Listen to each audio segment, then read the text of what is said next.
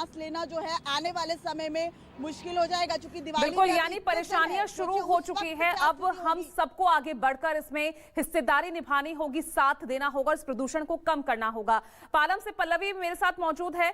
पल्लवी, आप बताइए, क्योंकि पालम ऐसा एरिया है जो खुला इलाका माना जाता है, क्या यहाँ पर भी यही हाल है? सांस लेने में दिक्कत हो रही है या कुछ यहाँ राहत आपको नजर आ रही है?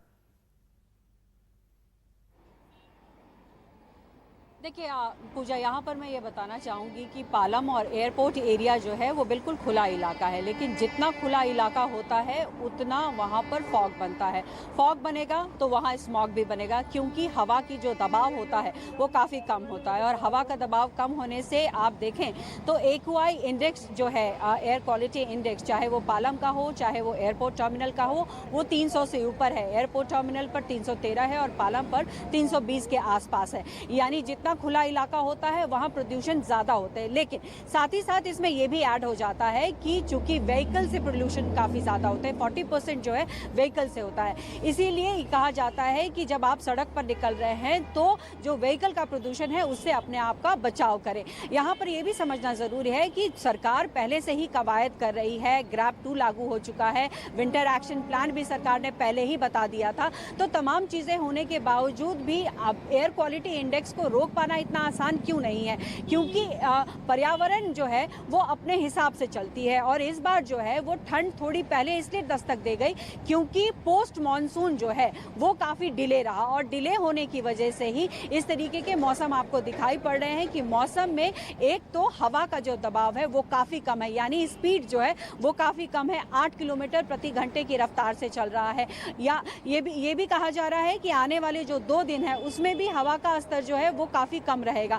तो जैसे ही हवा कम हो जाती है कंडेंस होने लगता है, और कंडेंस जैसे होगा तो जो पॉल्यूटेंट्स होते हैं जिसकी हम चर्चा कर रहे थे कि PM 2.5 या PM10, ये जो दोनों कण है वो हवा में दिखते हैं और वो आपको सांस लेने में तकलीफ देना शुरू कर देते हैं। और अभी जैसे हम कुछ लोगों से बात भी कर रहे थे, उन्होंने साफ तौर पे कहा कि अब सुबह के वक्त में सांस लेने में काफी दिक्कतें हो रही हैं, आंखों में जलन हो रहा है। तो जैसे ही हवा का स्तर खराब हो जाएगा उस तरीके की जो परेशानी है वो बढ़नी शुरू हो जाएगी। तो यहाँ बेहद जरूरी है कि लोग अगर सुबह के वक्त निकल रहे हैं तो मास्क का इस्तेमाल जरूर करें। ये ना समझें कि मास्क से आपको घुटन होने लगती है, मास्क आपको बचा रहा है। और डॉक्टर हमेशा कहते हैं कि जब आप रनिंग मोड में हो, वॉकिंग मोड में हो, तो आप मास्क का इस्तेमाल जरूर करिए, क्योंकि ये कण इतने छोटे होते हैं कि आपको सीधे आपके हार्ट को असर करते हैं। अब बात करें पालम इलाके की, तो देखिए मैं एक बार तस्वीर दिखा देती हूँ कि आप तस्वीरों के माध्यम से समझ सकती हैं कि देखिए इस वक्त आपको फॉग दिख रहा होगा और इसी फॉग में स्मॉग है, यानी कि इसमें धूल के कण हैं। कुछ लोग हैं, मैं एक बार बात करने की कोशिश करूंगी। सर, आप जॉगिंग करके आ रहे हैं, प्रदूषण काफी ज्यादा बढ़ा है, अभी क्या दिक्कत परेशानी हो रही है? थोड़ा सांस का प्रॉब्लम,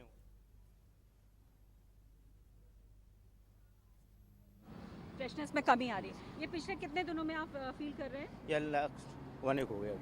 हाँ, 1 वीक में। Yes, क्या मतलब सांस लेने के अलावा और भी कोई दिक्कत आ रही है? और बॉडी में जैसे कि ड्राइनेस आ रहा है। ऐसे में डॉक्टर कहते हैं कि सुबह का जो वॉक है, जब प्रदूषण बढ़ जाए तो नहीं करना चाहिए। क्या आपको लगता है ये जरूरी है? ये तो मॉर्निंग टाइम में करना जरूरी है, बट क्या करें, हम गवर्नमेंट सर्विस वाले है तो तो इसमें भी जाना पड़ता है। पल्लवी, आप बने रहिए और आपके पास मैं वापस आ रही हूँ, लेकिन देखिए मेरे सहयोगी दीपक दुबे वो भी अक्षरधाम से जुड़े